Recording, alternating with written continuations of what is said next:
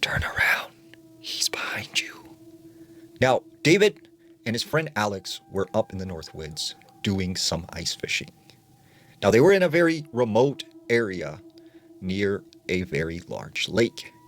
And this area was considered to be sacred ground by the Native Americans.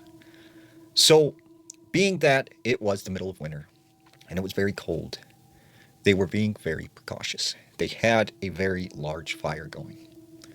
As they sat around the campfire, they began to hear something coming from the woods. David said, "What is that? Like, what's that sound?" And his friend Alex goes, "I don't know. Like, I hear it too." And he says, "Well, maybe we should go and investigate and see what it is." So they both get up and they start walking out into the woods. The next thing David knows, he's lying on the ground and he is ice cold, and his friend Alex is gone. He gets up, he starts looking around for him. He starts yelling his name. He doesn't see Alex anywhere. He makes his way back to their campsite, only to discover that the fire has completely burned out. That's when it started to snow. And it was coming down very, very heavy, almost like a blizzard. So David knew that he needed to find a cave or some kind of shelter to keep him warm from this very bad snowstorm. So he makes his way out into the woods again, and he starts wandering. The snow is coming down heavier and heavier by the minute, and he can barely see in front of him. And that's when he hears, "Turn around, he's behind you." He hears a voice. He looks around, he can't see anything because it's snowing everywhere. And once again, he hears, "Turn around, he's behind you." So David just keeps on walking. And he keeps hearing over and over again, "Turn around, he's behind you." Finally, it gets to the point where he can not even see what's in front of him because the snow is coming down so heavy now. And he knows if he doesn't find shelter soon, that will be the end of him. He said that's when all of a sudden he ran into something. And as he starts feeling around, he feels what seems like some sort of wooden shingles. And he realizes there's some sort of cabin. Now, the rule of the Northwoods is when there is a very bad snowstorm, you are always welcome into someone's cabin. So he makes his way around this cabin and eventually finds the door handle. He opens up the door, and right as he turns the handle, he hears, "Come in." And as he opens the door, he says, "Thank you, thank you. Like, I've lost my friend. Like, there's a heavy snowstorm. Like, I don't know what to do. I need to take shelter. And I hope you don't mind me just coming in here. Like, but I need a place to stay for the night."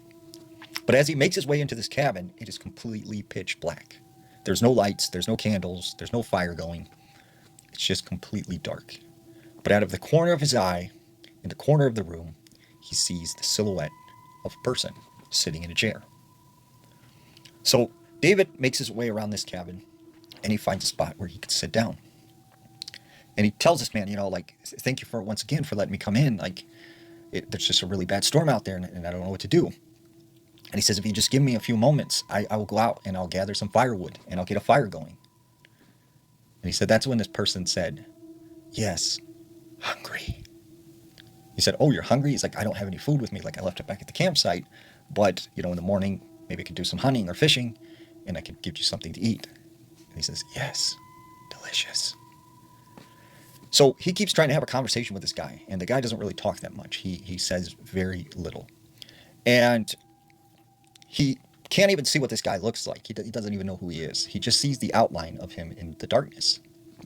So he says, "You know what? I'm kind of tired. I'm going to try and get some shut-eye, and in the morning I'll try and see if I can find my friend Alex." So he lays on his back, and he manages to find something to put behind his head. And he starts dozing off. And that's when he hears, "Turn around, he's behind you." And he wakes up, and he looks over in the corner. He doesn't see the silhouette of the man anymore. This man is now gone. And he said as he turned and looked around the room, he could not see this man anymore. So he just sits up, and he's, kind of panicking. And he keeps hearing, "Turn around, he's behind you."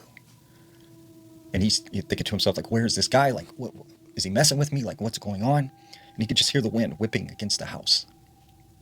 He said that's when finally he turns around. And the next thing he knows, he feels this sharp pain throughout his body. And he's on the ground.